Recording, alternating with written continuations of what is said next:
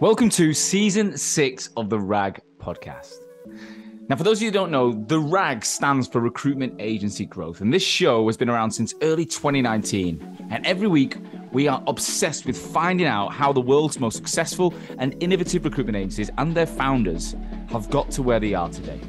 In Season 6, alongside the founder's story and the inside information of that business, I also want to focus on the reality of today's economy. There is so much noise about this inevitable recession that we find ourselves in right now. And where it's going to go, is it really having an impact on the recruitment sector? Are they seeing any change in job flow? Are they seeing any change in candidate control or activity? What is going on? I want to find out. So every single week, I want to forget the propaganda, forget the noise.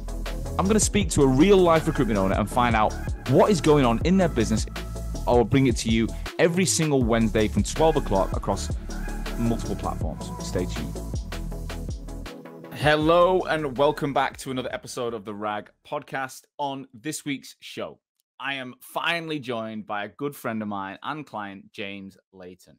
James is the founder of Anderson James, a specialist construction and property recruitment firm headquartered in Manchester with over 30 people, operating in both contingent, RPO markets, public and private sector, and in the US. As I said, James is finally on the show. We've been talking about it for such a long time. We've known each other for best part of 3 to 4 years now. I'm delighted to finally had him on because I didn't actually know the story of him building the business. Now, whilst the business launched in 2015 and is effectively 8 years old, the business didn't really get moving until 2017, 2018.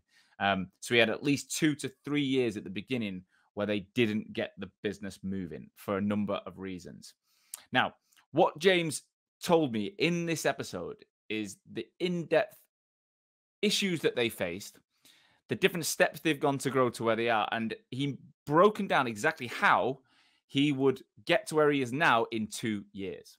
So for anyone wanting to know how you can build a business that's 8 years old in 2 years, you need to listen to this episode. He gives some really clear advice, practical examples all the way through the show as to how a startup founder or someone trying to grow to 30 and above can do it in record time. So without further ado, James, welcome to the RAG podcast. Hello, mate. How are you? All right, it's about time we got you on the show. I know, I was going to say, I've been fucking knocking on the door long enough. I've been waiting for you. I've been waiting. What I wanted to do was I wanted to do an episode with Alderson James and I wanted to double it with Anderson James. That was what I was. That is crazy, though, anyhow. Last week, James Wardle. This week, James Leighton. 2 very similar named companies with very different stories, I imagine. Well, we'll see. Well, anyway, bud, look, I know you well. I'm sure half the people listening also won't. So do us a favor. Give us a bird's eye view. Open introduction of you and the company today, location, headcount, all that kind of stuff. And we're going to go back, right? So hit us up. Yeah, perfect. So James Leighton, founder of Anderson James, headquartered in Manchester. We are predominantly a property and construction business. Most of our business up until last year was in the UK. We've diversified now, and there's a lot of that in America. Mm-hmm. So we've got a global presence now through 3 businesses. We also added in the pandemic an RPO business, which now serves kind of a few big clients in the industry, which has given us a nice footing really to really accelerate our growth over the last couple of years. Love it. Love it. And the business started in 2015, right? Yeah, so started in 2015. Weirdly, local to you, I started with a business partner that was based in Nottingham. So we actually started the business in Eckie Road in Sheffield. I know you said, yeah. And then quickly moved over to Manchester. Yeah, it is a great spot, to be fair. Great. Well, where I am right now, my new house is basically up the top of Voxel Road and then take a little left. Do you remember, did you ever go to the Prince of Wales pub? Did you ever go there? No, I can't. We were down by, what was it called? Champs? Is that a pub you're right on that? That's proper right at the bottom. The Eckie Road. And then you drive up, there's a roundabout, Hunter's Bar. You keep going up that hill and then you take a left about half a mile up, take a left. I'm just there. Nice. So great spot. Anyway, so you started in 2015. So 8 years in, but you were in the industry for 10 years leading up to starting your own business, right? How did your career evolve? Because you worked for you worked for Michael Page, you worked for some different organizations. How would you describe the trajectory of your career pre being a founder? Yeah, fun. So, I mean, just take you back a little bit. So, Burnley lad, as you can hear, Burnley fan. We're just talking offline about that. I sort of went into sales, didn't do uni, didn't do college, went into sales straight from school. About 2021, went down to London, met a rec-to-rec, got 5 offers. The usual story, fell into a recruitment role. I was doing SAP in Germany for a business down there. They Did the Germans understand a Burnley lad or what? I don't think so, no. To be fair, it was all online, mate. We use Zing or whatever it's called. I don't know if that's still around now. But so I think like part of my journey was just learning the ropes from doing that. So I did contract SAP Germany. Loved it, to be fair. Did really well. Promoted quite a few times. Had a kid, so not expected, obviously, but at 22 had a kid. And I always tell this story in London, yeah. So at 22 was like, shit, like I'm too young to have a kid. I think the first recruitment job I had, I was looking at this before, was 12 grand. So I burnt the boats, couldn't afford my rent, wasn't paying my bills, wasn't paying council. I was just like, how do you live off this kind of money down there? Then I had a kid. So through that process, ended up moving closer and closer to home. So did a stint in Birmingham for a company, and ended up in Manchester, back in Manchester with Michael Page, managing a property and construction team. I suppose that, like, from a trajectory point of view, at some point in that journey, 3 or 4 years in, I moved into property and construction. A client moved into the industry that was a technology client, and I just sort of transitioned into that sector. Right. Went to Michael Page for a period, realised all of the things that I didn't want in a career, and I knew at that point I was going to set up my own company. So, how old are you at this point? So when I left Michael Page, I was 28. Right. And what happened with you? So you had a kid in London at 22. What was the story? Was the kid come back to Manchester with you? Or? Yeah. So with my ex, had the kid, stayed with my ex for 4 or 5 years. We moved, as I said, tried to start moving up the country. Didn't work out. So I have my little one now, joint custody, but it sort of really crystallized how much money I needed. I mean, you're going through this journey right now, right? So it crystallized quite quickly how much money you need to have children. So, and especially if you add the London dynamic to that, it was a tough time. Where does your ex and the kid live now? Clitheroe, so like Preston way. Is she from that way as well? Yeah. So she's from that way. I'm from Burnley. Yeah. And I live in Manchester, and we split custody. Yeah. Well, it's handy, isn't it? My ex was from London, right? And I always think to myself, if I'd have had a kid with her, I don't know where I'd be now. I mean, I probably wouldn't have left London. I would have had to stay, and my life would be going in a completely different direction. So it's good that you've managed to move up north, and she's wanting to be. It's a lot of driving, mate. I must be honest. It's an hour and 20 minutes there and back. So it's a lot of driving. No, you put yourself in Stockport, which is the other side of Manchester. Yeah, exactly. Yeah. You've made it even harder for yourself. But, yeah, exactly. So you mentioned then briefly that there was a point where you realized you wanted to be your own boss, right? Talk us through what was going on in your mind and your life at that point that crystallized that idea. Yeah, so I worked for some great businesses as I was developing through my career, and I suppose, like, as everyone, as I'm sure you were, I looked at it and thought, I want to take some of the good bits of all these companies and put it into one business. And you know, at that point, it was very much 100 dial-outs a day, get on the phones, what are you doing, all that sort of stuff. And I could see it, you know, 5-6 years ago, the market was going to turn, you know, that like those draconian ways of doing recruitment were going to change. I know we spoke about this loads, but, you know, having a brand and treating people the right way and having a team that are motivated by more than money has become quite a big thing now. You know, like, not all of my team are just motivated by money. There's all sorts of other factors at play. So I think I wanted to do it to try and prove a different model. The other thing is that throughout my career, I've done quite a few MSP RPO type arrangements. So I've run some big RPOs at a young age. And I always knew with AJ that we would do it slightly differently and have a partnership model and try and lock down clients in a different way rather than just traditional contingent recruitment, which we still do, but clearly, like, we try and do it in a more partnership embedded talent model than we would, and I'm sure we'll get into that. So when did you make the move and say, right, I'm doing it? Was it like just before you started, or did you take some time? What was the strategy? Yeah, so I actually dug out some emails after we'd set up. So me and my then business partner, and no longer business partner, but me and my business partner at the time, a year into Michael Page, were plotting, we'll do it, and we'll do it. And you never actually get around to pressing the trigger, do you? So It did take us 2 or 3 years from that point to actually press the trigger, but we were plotting it for some time. I think the moment that changed is, weirdly, like, was just a commission conversation, sat at a desk, you build 160 grand this quarter, your bonus is going to be 7 grand. And I was just like, it's a conversation about commission. I sat down with my boss at the time, and nothing against Michael Page, they're an unbelievable business. But at that point, it was like, you've built this amount of money, this is going to be a bonus. And I think it equated to about 5%. And I just thought, do you know what? I'm making a lot of money for this company, and if that's going to be the bonus that I can get from billing that amount of money, now's the time. And it was just the push I needed. I was already thinking of it anyway. It was the push I needed. It's never a right time, though, is it? Like the amount of people who think they have to do. I'm reading a book at the moment, and I'll recommend it. It's called Ready, Set, Fire, I think is the name. Audible. Let me just check. Is it Ready, Set, Fire? No, Ready, Fire, Aim, by a guy called Michael Masterson. If anyone wants a good book, I'm only like chapter 2, but I'm like, wow.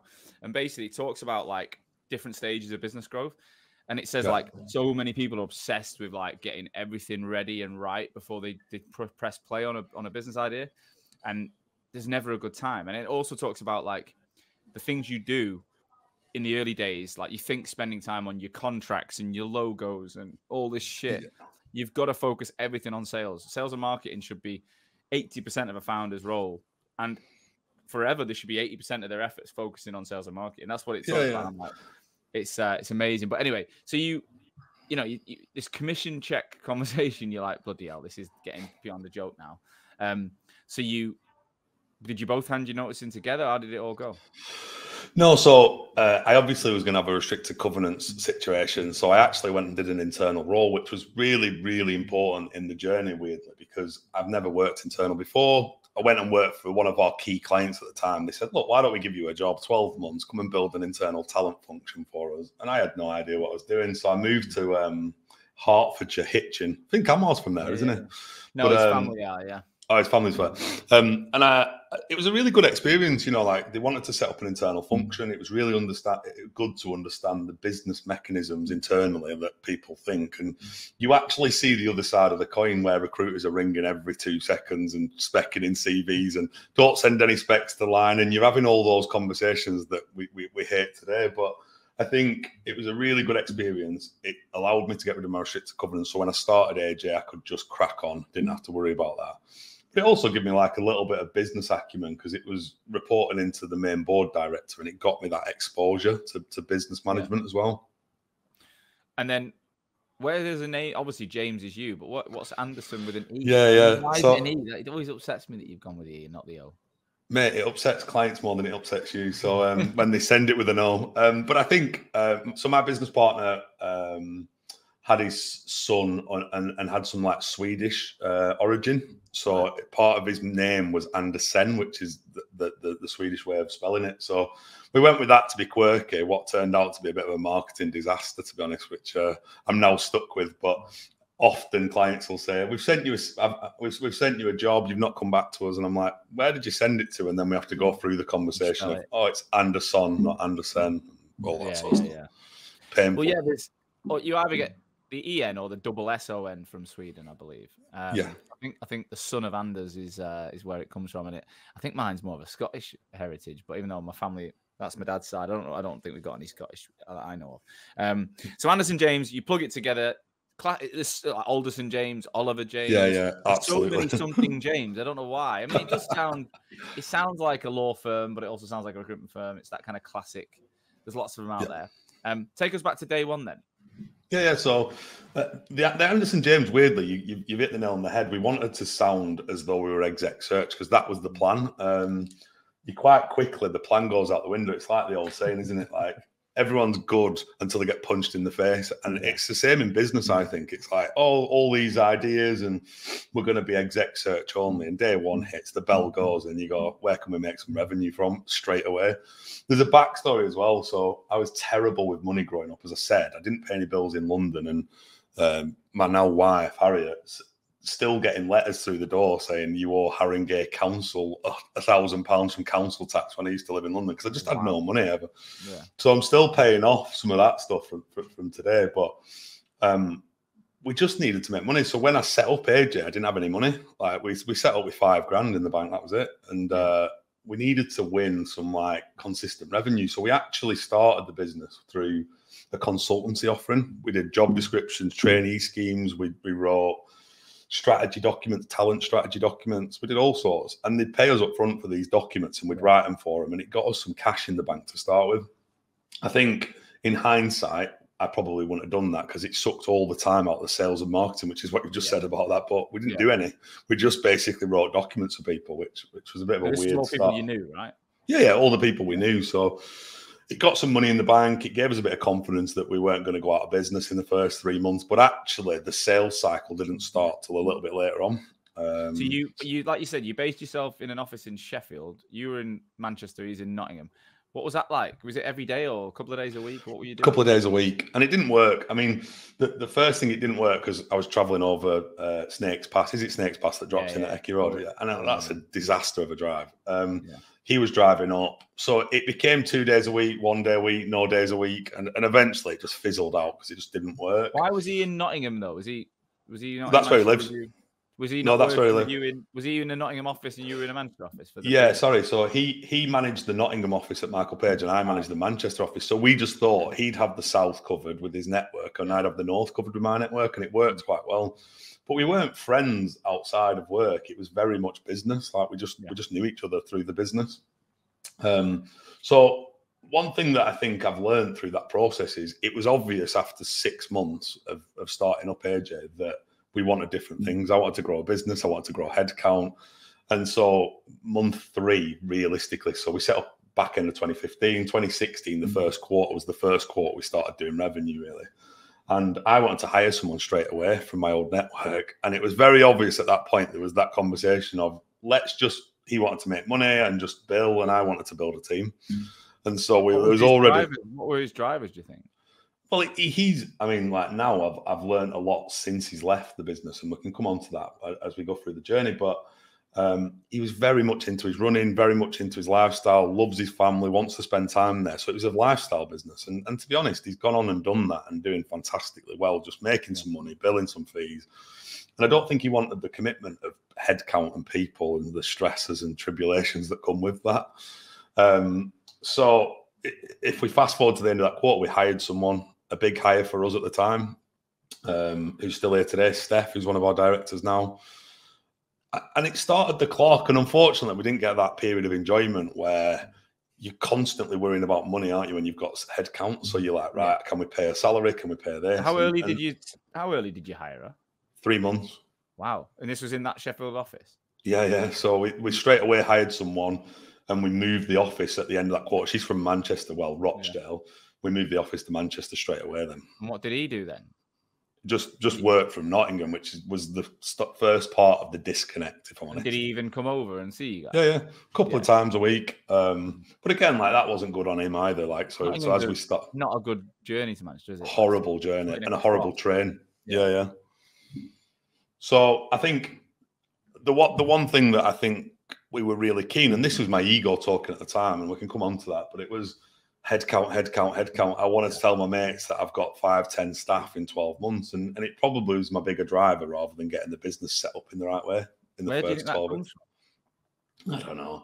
There's a lot of we both speak to Dr. Harry, don't we? And there's a lot of this that was built out of, I think, you'll never make anything of yourself. Them conversations start reaping up in your head, and you want to prove yourself and you want to prove that you can make it work. So the guys at my previous companies were, I don't think this is going to work. You'll be back in 12 months. You'll be back in that sort of conversation comes out. And I think it probably drives the wrong behavior, probably drives the behavior of making sure things are validation externally rather than internally. And that's kind of where I was for the first 12 months. And obviously, when you're in your new phase, people always ask you, "How's business? How's it going? How's it going? How's business?" So you want to have something to say, and like you say, we've hired people. Is an external indicator that you're successful? Doesn't mean you are, So were you just paying? You were making enough to just cover salaries at that point? Yeah, pretty much. And we started to really sell quite hard. So for the first 2 years, we went down this partnership model. And it went really well. So in the first couple of quarters, we won a big account. They wanted to do all our recruitment. We sort of did exclusively all of their recruitment. So they were about 200 or 300 grand a year sort of business revenue wise. And again, lesson learned was that we just like put all of our attention into that one customer, stopped doing outgoing sales, and started to just become almost their internal recruiter. And it stopped us doing any of the external stuff, and it stopped us kind of realizing what we could be as a business, because we just got these, and we even recruited people that would only want to do delivery. Don't worry about them not having a sales skill set, because all we need them to do is find candidates for this one customer. Yeah. And as we roll the story forward, we ended up getting ourselves into a position where we had 3 or 4 of these companies that we worked for in that way, with a relatively big, 10 heads probably within the first couple of years, just doing resourcing, just finding candidates. Like what, $1 million, £1.2 million GP or something? Pretty much, like less. I think I looked, the first 3 years we'd only got the business to sort of 700-800 grand GP, because we were so embedded in these 2 or 3 companies. What was your job like at that point? Were you just head down recruiting or account management? Yeah, head down recruiting, resourcing. If I was to set up a business now, I reckon I could get to where I've got to today in 2 or 3 years, because I've learned all the lessons from like setting up that way. But you sort of see this carrot being dangled of these big businesses do all of our recruitment. It's safe, it's steady money. What actually happened, so the first 2 years, so if I go to 2018, it was pretty relatively boring. Like, we were recruiting, we were growing headcount, we had all the usual things going on that every business does, cash flow worries, building headcount, all the stuff. But actually we were stuck in these 3 customers. And then at the end of 2018, one of these customers went bust on us. Wow. And so it was a massive moment, like they took us for 350 grand. As in, you lost that cash? Yeah, actually, like invoice money that we'd lost. We had a forward revenue of maybe another 200 grand, so we probably lost £500,000 in one moment. And the guys always. Where were you? Tell us exactly how that happened then. So we just bought a bigger office. We were going to expand. We had like plans for all the grandeur of 20, 30 heads and all that sort of stuff. And it put us back quite a lot. And the guys still describe it, that are still here today, they still describe it as like the Wall Street crash. The office was just deadly silent. How did it all come out? Like, talk us back through that day though, like how the news. Yeah. So if we go back 3 months to the story, the big part was they just weren't paying, they weren't communicating, and they were saying that we're waiting for some PE money to come through, some private equity money, and actually in 3 months we'll pay you. Don't worry, like it's safe as houses. We started to realize that the rumors were coming out they were going bust, and that they didn't have enough money to pay subcontractors. And then one day I just got a call out of the blue to say, listen, just to let you know, it's going to come out in the news tomorrow. We're going bust, like the company's going down.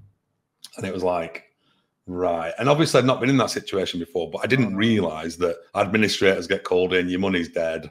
You might get 1 pence to the pound or something if you claim, but actually it was dead money, and it was a real difficult period, because up until that point, I told you about how I was with money. I'd spent everything. Like, we were going out, we were having a great time. The business was in a real fun stage at that point, and there just wasn't enough money. There weren't enough money to pay staff. I had to take out money out from my own personal bank to pay the salaries. And we just had to, like, at that point, think, what we're going to do now? Because we've not done enough sales. We've not done enough marketing. We've probably only got 3 companies that we're working with regularly. And so it was like a rebuild from that day. It must be like to actually swallow £500,000 worth of in the drain. Oh, How did you deal with that? What did you do? Did you go for a few beers? To be fair, we didn't see it as an opportunity. It wasn't an opportunity. But after the dust settled a week later of me just being like depressed for a week, to be fair, I just like went into a bit of a daze in it all.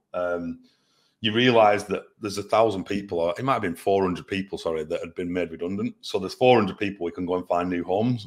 And so we turned it into a, let's go and utilize these relationships we've got with the people we've placed and put them into other companies and start to change the skill set. The problem is that we had 10 people that were only used to finding candidates. So they were on job boards, they were on LinkedIn, they were finding candidates all day. They didn't have the sales ability to go and win new work. And so we managed to survive it. We put some of our own money back into the company, and realistically, like 6 months later, it was probably the best thing that could have happened to us, because it changed our business model and we became more reliant on sales and people being self-sufficient within our team. Headcount stayed relatively similar. You know, we were at 10 heads. We stayed at 10 heads. We just rode it out for a period of time. I wanted to quickly interrupt this episode to update you on what it is I actually do all day, apart from the RAG podcast, of course. Now, most of you know from the episodes that I am the founder of Voxel, right? What you probably don't know is that we're currently working with over 250 recruitment agencies and over 4,000 of their recruiters around the world in every continent, and helping these businesses brand themselves and the people in the company better. Now, we have built a creative team over the last 6 years that helps manage the creation of new agency brands. Obviously, a lot of the listeners in the RAG are starting their businesses for the first time. But more often than not, we rebrand tired companies. So many businesses we work with are smashing it when it comes to revenue and performance, but their website and their online story was built back when they started for like 500 quid, and it just does not represent who they are today. So we believe getting that right becomes building a brand becomes your anchor. Now, every good brand also needs traffic, right? You need people to see it, to come to the website, see you online, and that's where your people come in. So we work to either manage the personal brands of your team, or we can teach you how to build the brand yourselves. All of it is designed to give you consistency on LinkedIn that helps you stand out from the competition, show your personality, show and add value, and ultimately make more money. Now, I personally speak to potential new customers along with my business partner, Amma. So I would love to spend some time with you, my RAG listeners that I potentially don't even know yet. Any of you that are interested in building a brand that's fit for purpose in 2023 and beyond, come and speak to us. Just click the link in the show notes, fill in the form, and we will be in touch with you within 48 hours to book a 30 minutes video call ASAP. Right, back to the show. So what did you do to change the way people work? Like, what were the logical steps to actually develop those skills within? Yeah, that's a good point. I think there was a lot of training. We brought in an external trainer. We did a lot of work around trying to change people's skill sets. I mean, the big problem you've got is you've got some people that were in our business then that were 2 years in, knew it no other way, and didn't want to do sales. They were sold an opportunity that was, don't worry, you don't have to do sales. So over time, we did end up churning some of those heads because they just weren't the right people for that role that we needed them to do. But the practical steps were training, external training provider, mapping out the market in a real, in a positive way, trying to understand what we're going to be. Because up until that point, it was quite, one client did construction, one client did housing. They were very mixed match, these companies. So we just like nailed our colours to the mast and said, this is what we're going to be. And we just stuck to that. And I think, you know, 6 to 12 months later, it's very obvious that we'd made the wrong turn 2 or 3 years earlier. In 2016, we should have done that then. But I think most people set up a business, and I don't disagree that this isn't the right thing to do.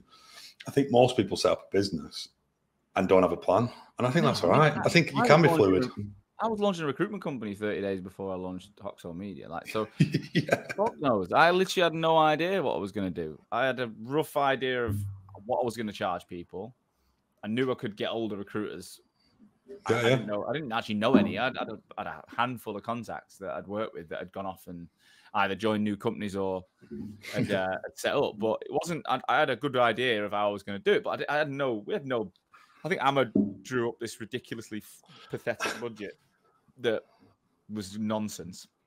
It's funny though, the numbers we actually generated at Voxel was really similar to what I did in recruitment. Like, they're almost identical years. Like, so I think 200 odd in first year, 490 in second year, 750 third year, million fourth year. It literally was like how I built my contract business. It was weird. Like, and it's like, maybe that, I don't know, maybe that's a limitation of the levels I've got in. I don't know. But yeah, 90% of people, mate, they can write whatever they want on a fag packet, but they don't know. 100%. The ones that do come in and know are typically the guys, I think, that have ran big teams, worked really close to a founder of a similar type business. And then they're like, you know, they've kind of really, really been at the coalface of it before. And they come in and they go day one, they know what they're doing, they know where they are, they go and they scale quick. Like you say, if you now created a second brand new, Anderson James spelt right, you'd do yeah. Anderson. Yeah. You know, you would hit it fast, and you would know it, you know it was coming, right? And the other thing is a bit of advice I would say is I wish I'd have got better experience in the industry. I was just a recruiter, right? I wasn't a manager. Michael Page, I managed a small team, 3 or 4 people, but you know, Michael Page was paint by numbers back then. I don't know what it is like today, but I wasn't managing people. There was a process set out. I just followed it. Yeah. You set up your own company and realize that you've got finances, cash flow, people management, HR, IT, and you're just like, what the fuck is this? Even now, it's still like can be overwhelming. Yeah, if you look at the whole fucking thing, it's overwhelming. You have to like compartmentalize it and be like, right, I'll just worry about that for a bit and think about that for a bit. Absolutely. Because if you look at it's like having a wardrobe that's open with clothes everywhere. It's pretty. Well, if you shut the fucking wardrobe, take one item. That's how I look at it. It's so true, and I think over time you can develop that. The one thing that I would never take back though is like we didn't have an investment. I had $5,000 in the bank, so I've had to learn the hard way of how to run a business, like how to run cash flow. You know, we once had auditors turn up from HMRC within our first 2 years, and it was like, you have the right to remain silent, like you've not paid your taxes properly. There was all sorts of like, and it was only a mistake. Like I didn't know how to do accounts, so it's just like. So you did your own tax return? Yeah. So we did everything ourselves for the first couple of years. And the other thing is, I know, but the other thing is, to get High Street to do that. Yeah, and we didn't have Xero or anything. So we have Xero in our business now, then we were just doing everything was manual and on spreadsheets. And it was chaos, honestly. Right, that's not good. That's not good. Did you get fined then, or what? Just like a slap on the wrist, like you need to pay that. It was like small change, like £1,000 we'd not paid or something, and it was like, but it makes you realise. And I think one thing that I'm pretty happy that we did is like, it's good to learn all parts of your business. So like, it was good to have to learn that. It was good to have to learn. Everything's like kind of outsourced now, but I think at the time it was nice to have that experience and exposure to some of these things. Otherwise, I wouldn't have a clue what accountants talk to me about all day. Yeah, fair. So, well, if we fast forward, then you said 12 months after the money went down, that 500. So you're talking about 3 years in or so. Yeah. Maybe a bit more, but was it end of 2018, 2019? Yeah. Is your business partner still involved at this point? Yeah, so he's still involved. So 2018, that happens, you know, a bit of fog up until Christmas of 2018. 2019, it's a rebuild, right? So the revenue actually goes forward, but I think we build in that 2019 year 660 grand through about 8 to 10 people, roughly. I don't know exactly, but roughly, right? Because we had to start from scratch. No clients, no infrastructure, no money in the bank. So it was a real rebuild point. Got to the end of 2019, Q4 of 2019 was a record. It was we were in a good spot, and was looking into Q1 of 2020 and thinking this is going to be an unbelievable year. And you can tell what's coming next. And like at the Christmas of 2019, because I know you've met him, we were meeting with people to come and lead businesses for us, and we're looking at management structures and all that sort of stuff. And I think we had the right trajectory and knew what we wanted to do. We had a bit of a plan. We knew what we wanted to do, which markets, what the strategy was going to be. And we hired a guy called Rick Ollerton from Oliver James, who I know you've met. Yeah. And he was coming in. He had to serve a notice period. So he actually started on the 10th of March, 2020. Oh, my God. And I remember it well because he was, he started on his first day and he didn't look very well. And I said, "Are you all right, mate?" He's like, "Man, I feel awful. I don't know what's wrong with me." Anyway, he had COVID. And then obviously, brings it in the office on his first day. And it was just, you know, and then the rest is chaos, isn't it? From that point, like 2, 3, 4 days later, we're being locked down and you're like, what is going on? It was mad, wasn't it? I mean, I remember we had our 3rd year birthday. So we started in March 3rd, 2017. So I think it was about 5th of March, 2020, we had our 3rd year birthday. And it was just coming out that this virus was pretty big. And it was, you know, in Italy was the country that everyone was worried about. Absolutely, I remember. And Billy, my account director, was in Italy with his wife at the time. And then he came back and we didn't let him come to the annual party, right? We said it's not a good idea. And his reaction, he sent us this dead long email about how like we've overreacted. He sent us links to like articles saying like, you know, it's not going to get here. And his wife even disagreed with it. And me and Emma felt so bad. We're like, oh, we should have probably let him. And he was in London. We just didn't let him come to the office. Yeah. And then a week later, like, I mean, the world fucking shut. And we always laugh about it now. It's like the foresight just wasn't there. So Rick starts. And he was coming in as, what was his role that he was coming in to do? It was actually coming in as a manager. He was just going to come and manage a team. So the thing in 2019, obviously, as I said, we were changing the skill set of our operation, right? So we had loads and loads of delivery people. We needed loads and loads of salespeople. So over a period of that 2019, we were trying to change the skill set. But effectively, if you look at that as a picture, I'm picking up all the work, delivering it to the team, and they're delivering it was how it was working. And I realized at the back end of 2019, every client relationship was mine. Every situation was mine or Andrew, my business partners at the time. And we were just feeding the team. And it became very evident towards the back end of that. The only way to grow was to build out teams now of people that can go and deliver and win work. And otherwise, it was always going to be us. What was your business partner doing at this point? Sales, same thing. So you and him were driving all the business in? Yeah, so we had 10 heads in Manchester and there was just him in Nottingham, and he was basically doing exec search on his own, free and easy in Nottingham, to be fair, and was billing really well. Like, he's a brilliant biller. But he was delivering his own work, winning his own work. And he wasn't even like feeding everyone. He was literally just... No. Just his own thing, right? So, and it's important for context because of what comes next. But I think in Manchester, we had 10 heads and I was trying to feed them all the time. And it's really difficult. I know you know this from your business. It's really difficult when you're in this every sales cycle, every meeting, every retainer pitch, every presentation. I was in everything. And you're like, this can never get bigger than 10 heads because I can only fill 10 heads worth of revenue. So we knew it needed to change, which is why we were going to bring Rick in to help with the day-to-day management of the team. Because not only was I winning the work, you're managing 10 personalities, 10 people, 10 sets of problems, all the usual stuff that you've got to look at. So we brought Rick in, and as I said, he started March 2020, and the world went upside down quite quickly. So how did you guys cope with that? Obviously you went home, but were you at the time you were 5 days a week in the office, I imagine? Full time, 5 days a week in the office. We just bought bigger offices, so we were tied into a lease. So like, it wasn't like, I know a lot of people got lucky on their leases, because I think if our lease hadn't have been tied in, we'd have just got rid of the office and gone remote. But we were in. So we all went home. We were quite clever because our market shut down real quick. So we work in one of our biggest sectors is house building. They weren't allowed in houses to build them. Therefore, the market just died of death straight away.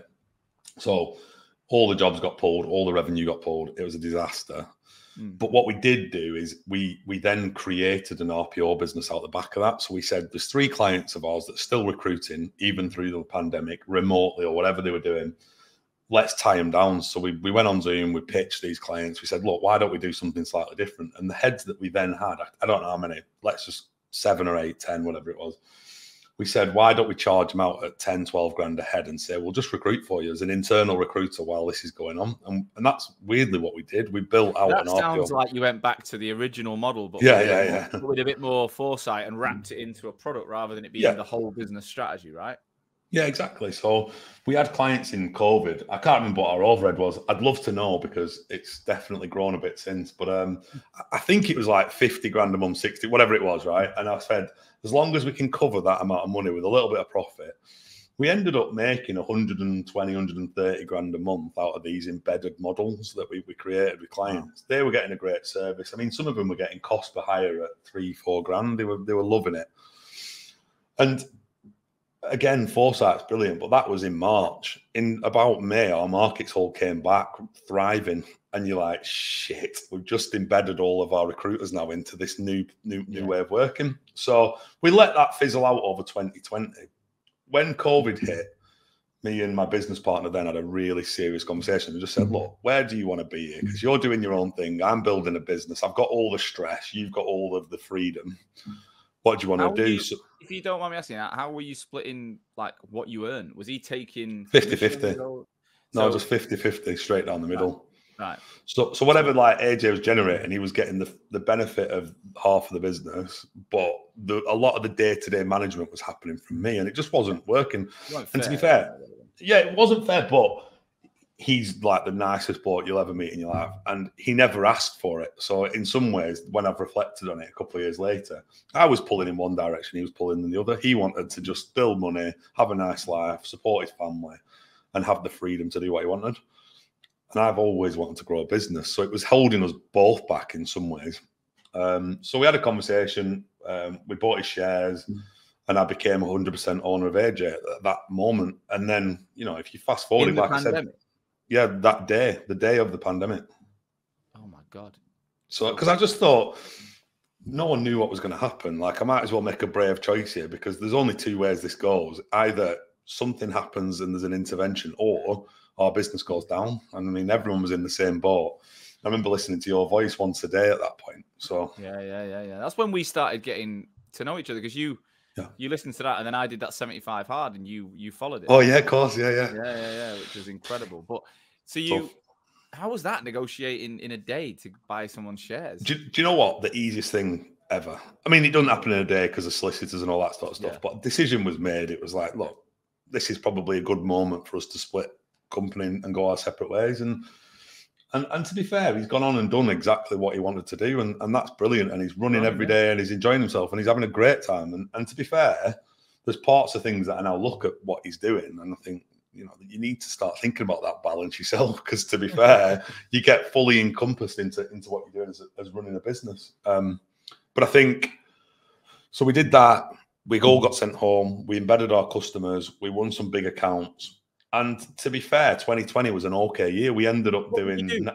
But what did you do when the market came back and you said you'd locked your team into this? Did you just let that ride, or did you start hiring people to do we let it ride, to be honest. We let it ride, and we started to pull, as little like clients said, oh, I don't need that person anymore. We started putting them into sales again, and we just rebuilt our team. I think by May, June, we were hiring again. I think everyone was like, the markets are booming, like we're hiring again.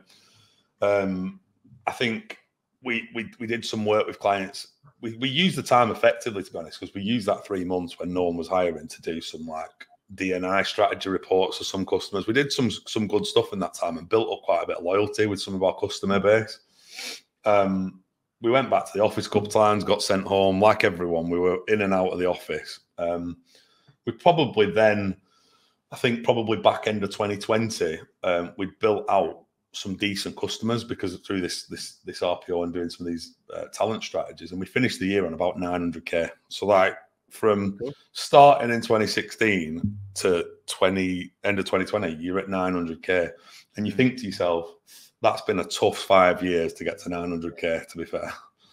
And then we really accelerated from that point, because I think we started to build out what our proposition was. We worked with you guys on some marketing stuff. We put a podcast together. Podcast, didn't we? Yeah, we did all sorts. And to be fair, it properly accelerated all of our growth. Like, it was a brave move, because I was thinking, should you be spending this kind of money on marketing at this point in time when we don't know what's coming next? But it was the best move we made, because it put us on a trajectory to where we are today. Also, I imagine you finally got rid of that little bit of shackle of that guy, even though you liked him and he's a lovely bloke and all that. It does feel a bit of a weight, doesn't it? Like me and Amma had the same. We you know, there was 3 of us who started Voxel. We bought him out in 2019, and I don't think our business made any money until we bought him out. Yeah. He wasn't the reason. Like, what he was doing in the business didn't stop us from making money, but knowing you've got an imbalance at the founder level. Yeah, it eats away at you, and it chips away, and it dominates conversation and mindset. And I agree. And then you feel this level of freedom, don't you? That you're like, fuck, there's a risk now, but at least it's all on my terms. At least I can only blame myself now. I can't keep pointing the finger and go, well, he ain't fucking helping out, and he's not doing this, and it's not worth it. It also doesn't feel like your business. If anyone is looking to set up, and I know you've got loads of budding entrepreneurs that listen to the show, like, you've got to pick your partner right or do it on your own, because if you're not absolutely aligned on absolutely everything, it's really difficult. You know, you're trying to buy horse racing tickets for a client, and you're having to say, are you okay with this if I just spend this money on... It's a bit like having a joint account with someone you don't know. It's a weird situation. Yeah. But it's also, from a business perspective, you're like trying to convince all the time the other person, should we hire this person? Like, I don't think we should. And you're like, but we're not moving forward if we don't hire them. And it's a constant battle. So I think like if people are looking to set up, you just got to be sure you're setting up set up with your best mate so you know, or set up with someone that you're absolutely aligned on goals and vision. A lot of people say that, don't they? Don't go into business with friends. And me and Amma, I think we're quite unique, really. Like we've been best mates since we were 18. We've never argued. We debate and disagree on things, but we definitely see the world the same way. We definitely agree on the big picture. Even now, what are we 6 years into the journey? Yeah, we still talk every day, and we still know where we're heading, and it's aligned. If the tracks start to break at any point, then it's going to be, especially when it is your best mate, it's going to be hard. But I don't see that happening with us. But again, I would completely agree with what you said. Like having the other guy was a friend from school who I didn't know that well since we were 16, and I'd never worked with him. And the exuberance of starting up was like, oh yeah, it'll be great. I know him, but it wasn't, and it didn't. Yeah. Do you know what I mean? So if we move into 2020, because as I said, back end of 2020, that you made the decision to go into putting more money into brand. You're investing in the team. You're at the helm now. Yeah. What actually happened? I know, obviously, we launched the podcast with you, but talk us through what actually happened in that time. Yeah, fine. So we invested in Voxel. I think, as you know, we had a really good 12 months of defining. I think the process was interesting because we were able to spend some time, and Amar, yourself, got out of my head what the vision was. And I think probably the first time that's happened in that 5-year period where I was like, right, this is what we're going to do. And so we created the podcast, we created email marketing, we did a few things that really accelerated some of the client conversations. I mean, realistically, it just got us in front of more people and able to speak to more people.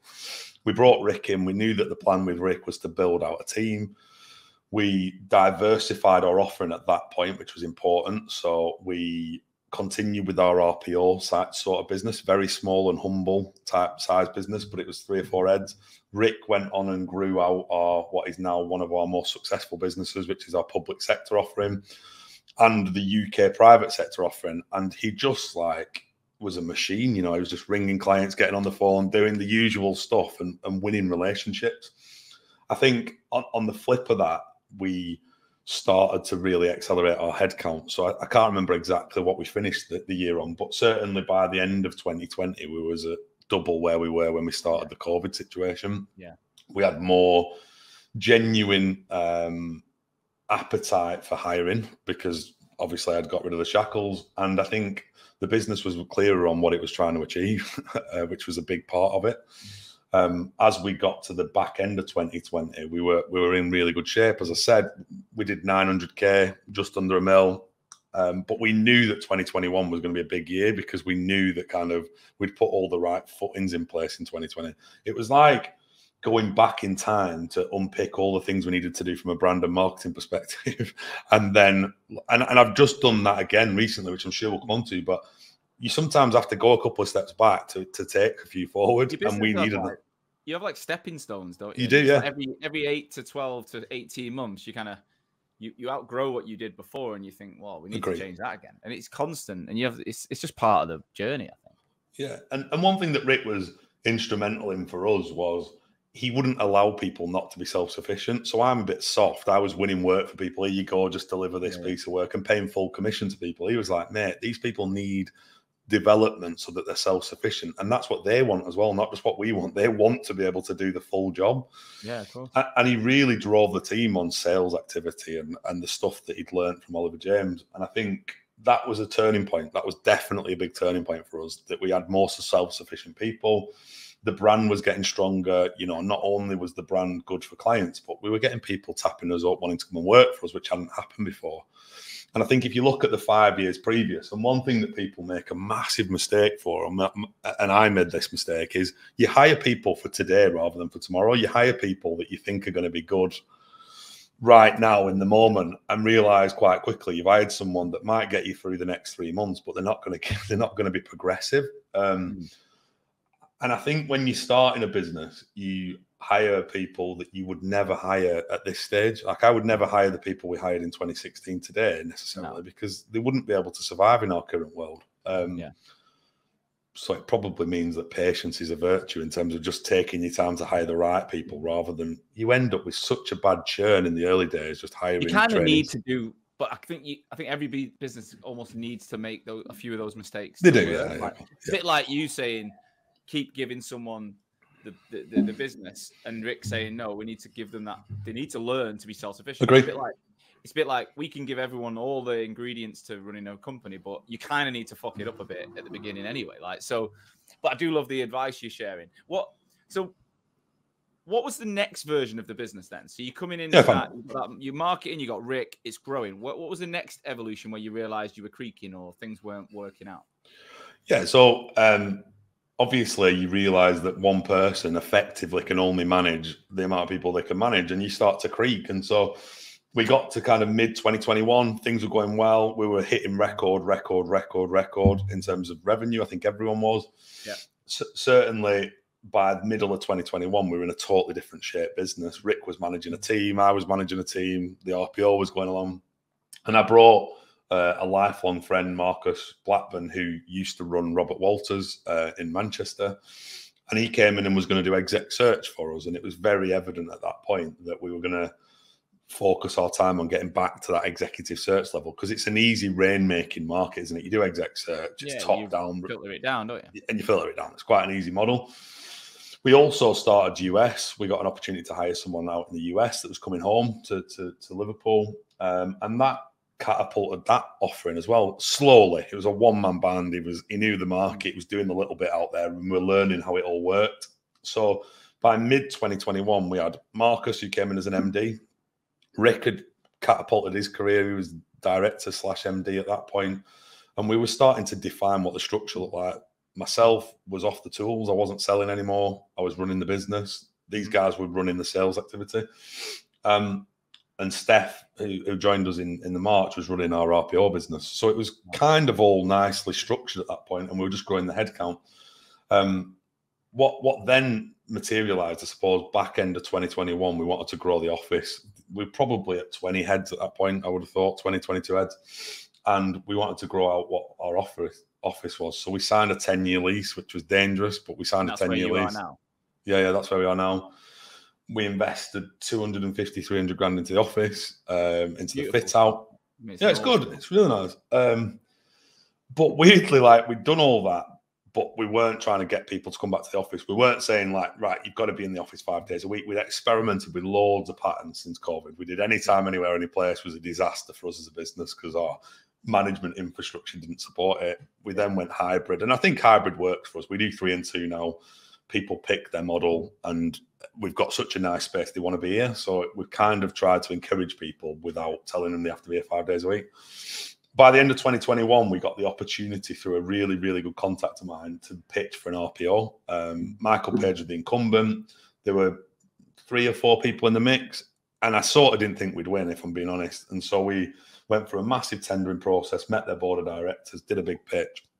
We won, and we needed to mobilize it. Yeah, heavily involved. For the big gun. Brought us back in, and to be fair, it was like a massive pitch that we didn't think we were going to win. It was an experience. I saw it as an experience to go and get in front of the board directors of this company.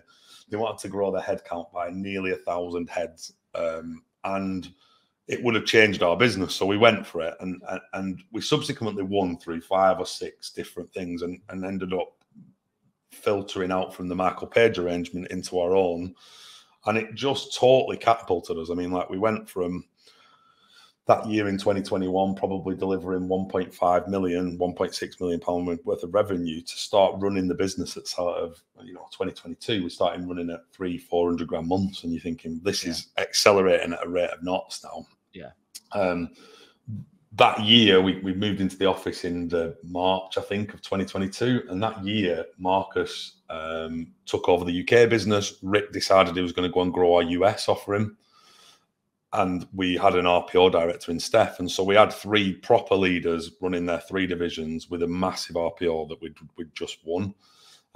probably circa 1.5–2 million pound revenue a year. Sort of RPO is wrapped up though. It's not affecting the rest of the business now. No. It's just wrapped up as us, because we had those delivery people we spoke about earlier that were still in our business. So we had the model right for that. And then, you know, from 2021, mid 2021, right through to mid 2022, we were creating some serious numbers. Like, you know, the revenue went from, like I said, 800K in 2020 to 1.5 million in 2021. And then we're doing 600-700 grand quarters, 800 grand quarters, 900. And you're thinking, this is moving at quite a rate of knots. And if we like accelerate towards mid 2022, we're thinking we're unstoppable here. We're hiring heads. Before we move on to what happened next, how did you feel at that point? Now, what changes happen in you as a founder of a business when you're looking at, right, I've built this team, we've won this project, I was involved in it, you've got money's flying up the train. Yeah. How do you feel at that point?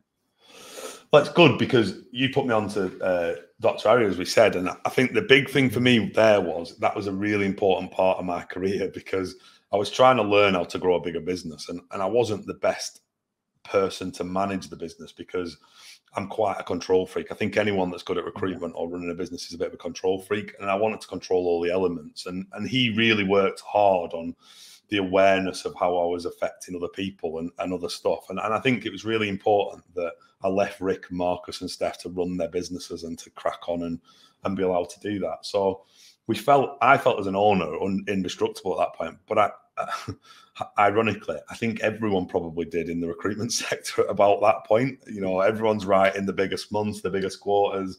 They're growing their headcount dramatically. But I think under the surface of all that, what you've not realized, and we spoke about this offline, is you're building your bloody overhead quite big. Like, your cost base is rising at a rate of knots as well. Yeah. And so even though people say once you get past this hurdle, it'll get a lot easier because you'll have people coming in, they'll manage your business.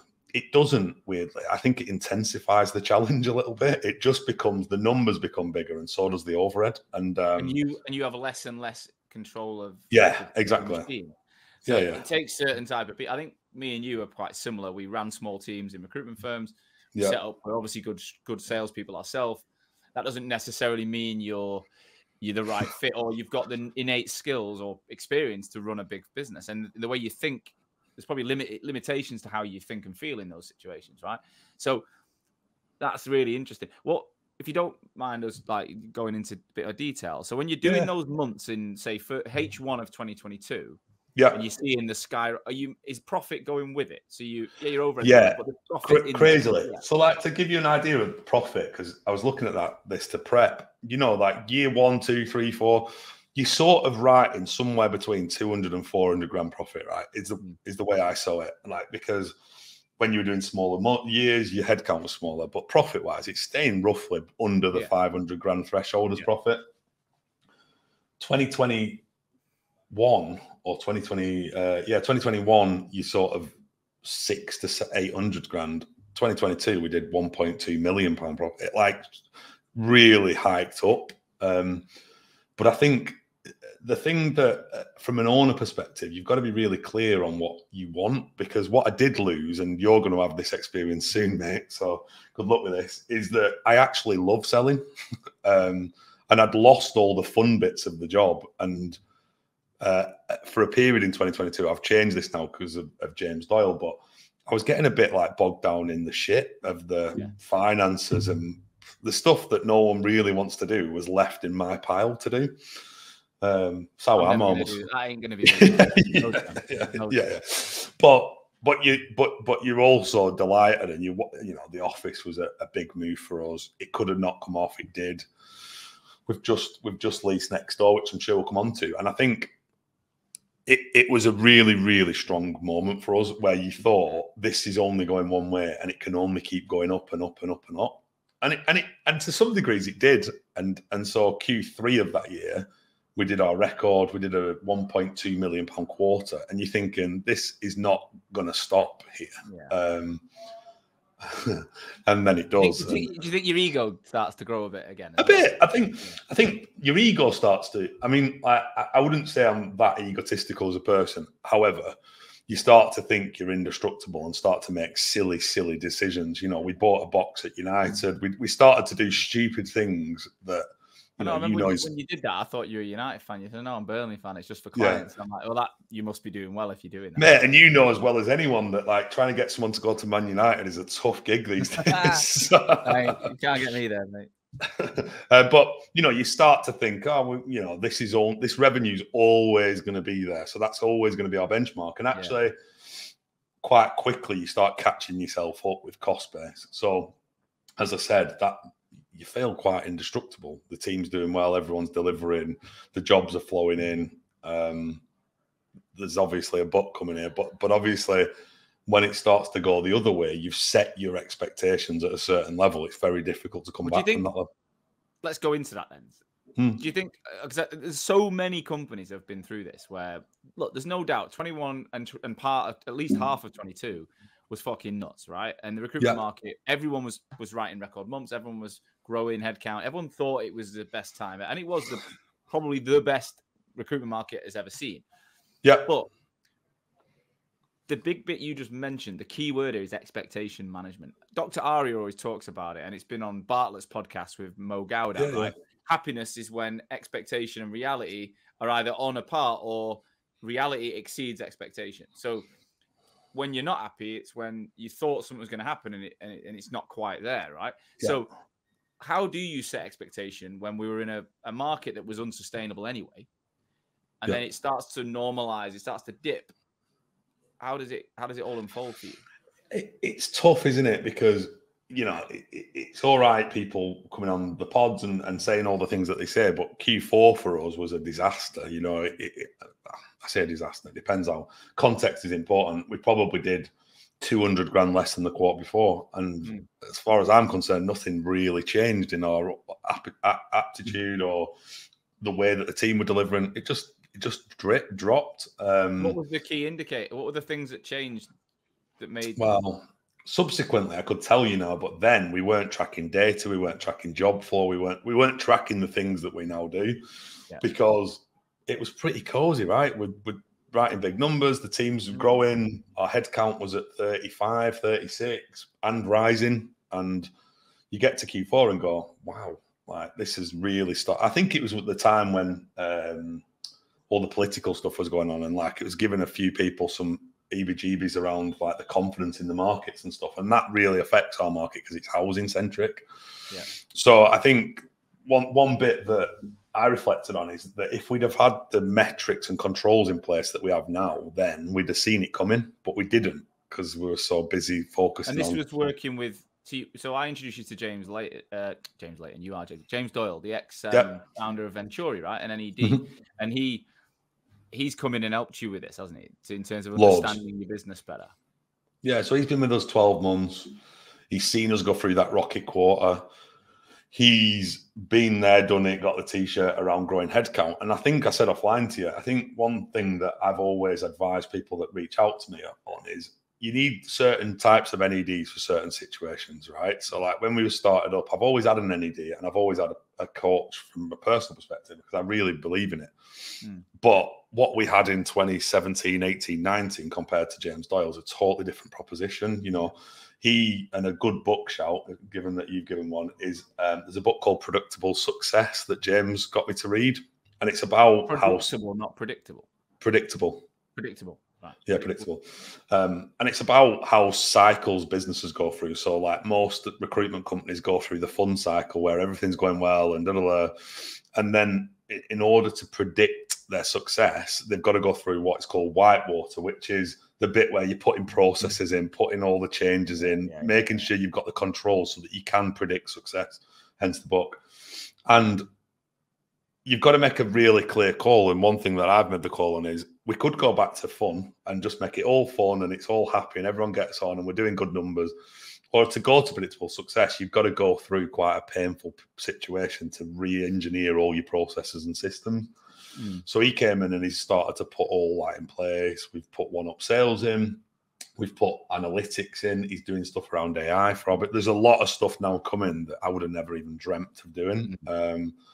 We've done loads around training. We've brought learning and development in. We've done a lot, which is sucking out profit naturally, but it'll help us to now go from, like you said, this is the new step.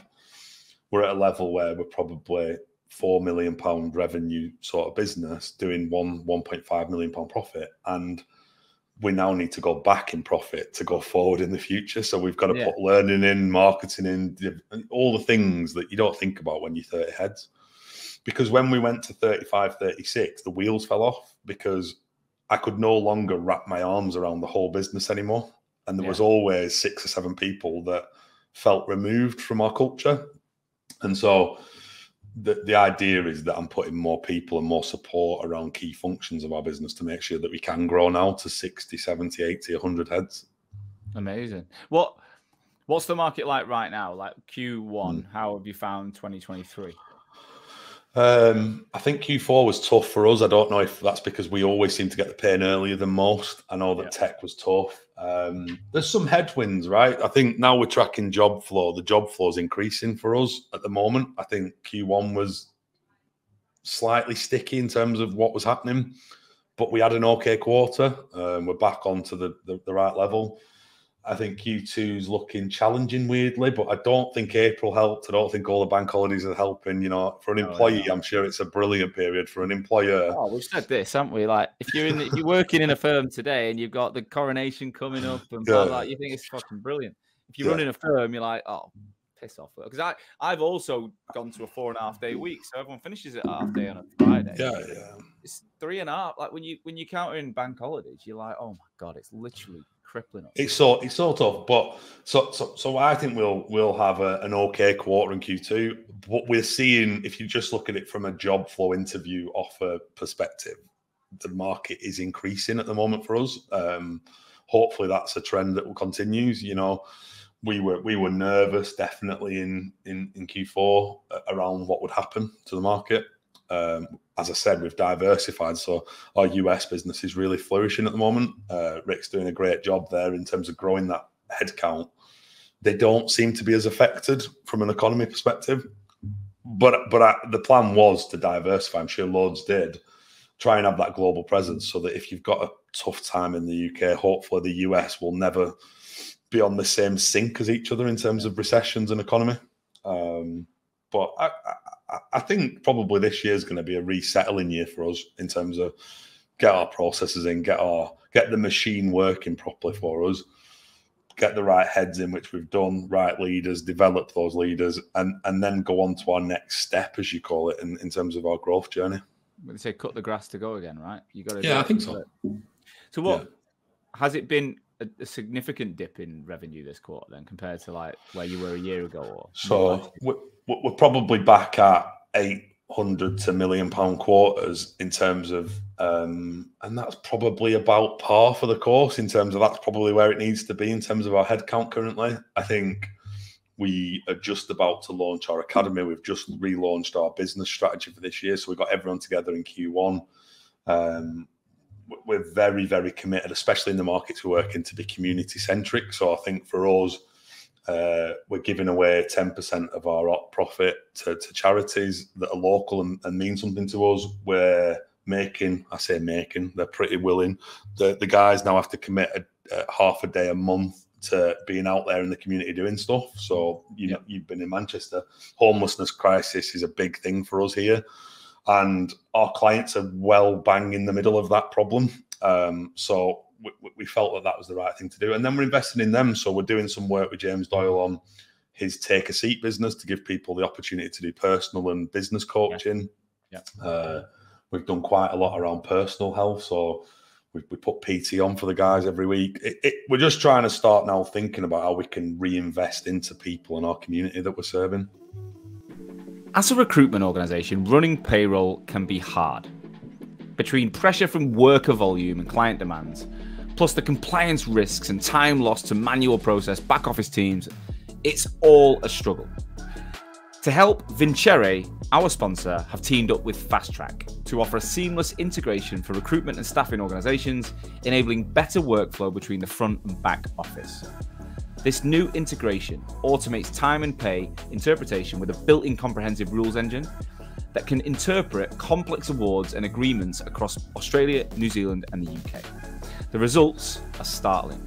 You can reduce admin in your organization by 85%.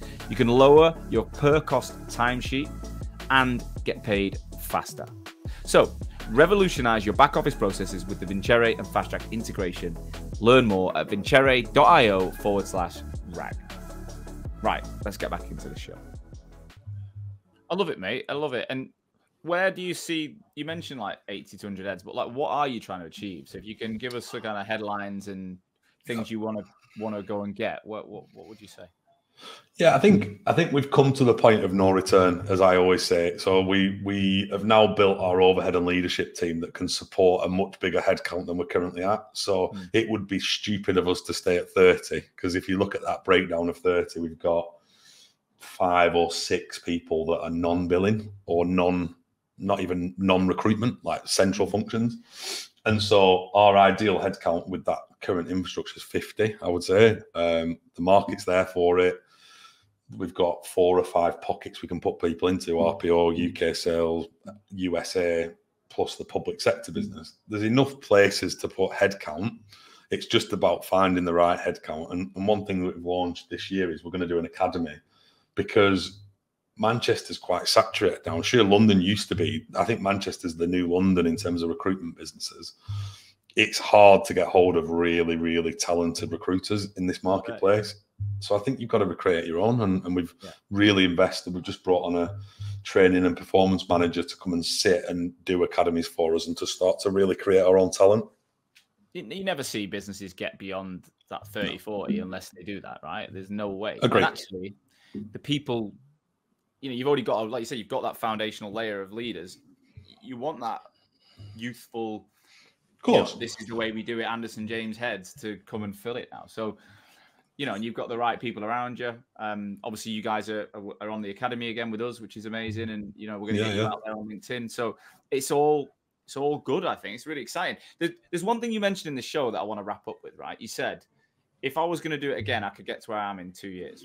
Right. So let's just finish with high-level things you would do now. If you were starting Anderson James today, what would you do differently? Don't need the detail, just high-level things you would do to get to where you are in 2 years. I'd write a plan. I'm conflicted on that. I think plans can sometimes change, but I would certainly have a better strategy, high level. I wouldn't go into all the detail I see in some of these business plans, but just a high level. This is what we're going to do. This is how we're going to do it. I'd invest in marketing earlier, definitely, because I didn't invest in marketing until 5 years in. I would hire better people and make sure I was clear on what the right people look like for our business, rather than this guy will be all right, we can go to the pub with him and have a few pints and he'll be sound. I'd probably go into a bit more depth than that. And I would have picked a business partner more wisely, not because the guy's not the right person, just because we had different views on life. And I certainly think with people, I see a business set up every day at the moment, you've just got to make sure you pick your partner right, whether that's the person that invests in you or the person you set up with. They've got to be the right person, and you've got to be totally aligned on your business strategy, but also personally on the philosophies of how you want to work your life outside of work. Because running a recruitment business is one of the hardest things I've ever done. It is fully encompassing, never switch off, constantly on it, every minute of every day. And you've got to sign up to that if you want it to be successful, I think. But you've also got to try and find the balance on the other side of that for family and exercise. Moving into that then, as a wrap up, like, how are you? I mean, I see your Instagram. You do travel, you get away, you do cool things. What is your kind of methodology to that now, in terms of trying to make sure it's not just all work and you do have time for family and yourself? I think, look, I'm rubbish at it. So one of the reasons that I seek external help is because I'm terrible at switching off. So. Got ADHD. I'm very, very, very difficult to kind of not be doing something at all times. I don't sit and chill and watch TV in an evening. I'm very much active. I've not prioritized health. You know, there's been a couple of people that I know recently in recruitment actually that have had some life-changing things happen to them from a health perspective. And like Bartlett always says, you know, your health is the number one priority, because without that, business is irrelevant. And so I need to do more. I think, you know, people need to be aware of the fact that you never switch off the brain from your business. If you run a business of this size, you've got to be prepared to go through that, I think. Because when I'm on holidays, as you say, like I really prioritize holidays. I want to be away, but I see it as just work in a different country. And that's probably not the right way to look at it, but it's just work with a better view. So I've got to get better at that, because I've created leaders and still absolutely 100% obsessed with AJ. 95% of the time. And when you go and see, is it your daughter that you travel across? Yeah. To see? So, and you do that, is it every Friday or every Thursday or whatever you do? So every other weekend, and then once in the week as well. Right. So you do a lot. When you're with your daughter, are you still on calls, or how do you manage? So this is the problem. Like, I was terrible when she was younger. So when she was like 4 or 5, and I was just setting up AJ, she's 13 now. So probably when she was 6 or 7, I was on calls all the time. I'd pick her up from school, a client would ring, I'd be like, God, I've got to answer that right now. There's no other time that it can happen. And it's terrible to look back and think about how not present you were in that moment. The other thing is like, you've got to accept it's a lonely place to be at times, because clearly I've got mates that text me just while we've been on this call, mate, are you okay? Just because I've not checked in for like 3 months, because I've been so head down trying to get some of these new processes in. You can lose months and months and months of time not seeing your pals as well. So I think making the appropriate time. I look at my mates, like a few years ago, let's go back 4 or 5 years. We're all living in London. You know, we're engaged, getting married, those kind of things. But we're all within, you know, a couple of 10 miles of each other, meeting up in the city once every couple of weeks. And we had a few years before that, I'm living in Clapham and we're out every Saturday night together. Whereas now, you know, I'm in Sheffield, Emma's in the Cotswolds, the rest are dotted around like the home counties. When we meet up in June, which we've got a day at the cricket on the 8th of June, that'll be the first time this year we'd have seen each other. Wow. And we met, the last time was my wedding in October. So it's like, it's just become that. And we always laugh. We try and say, right, lads, let's do something. And then you go, throw some dates into a WhatsApp group. And everyone's like, nope. And we're looking at like June was booked in January. And now we'd have to look at like November probably for the next one. Agree, yeah.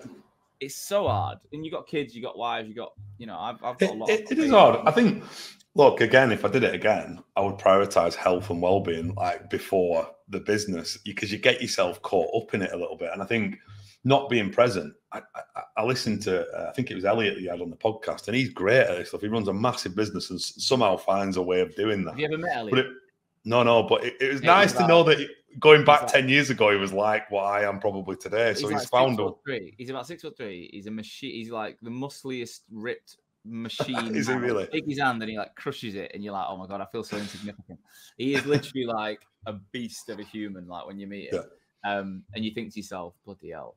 Do you know what though? What he said, I think, I mean, I wish, I reckon I could get way healthier and way fitter and stuff, but I do think living remotely and working remotely as I do, I think that's the one thing I still feel like I get more.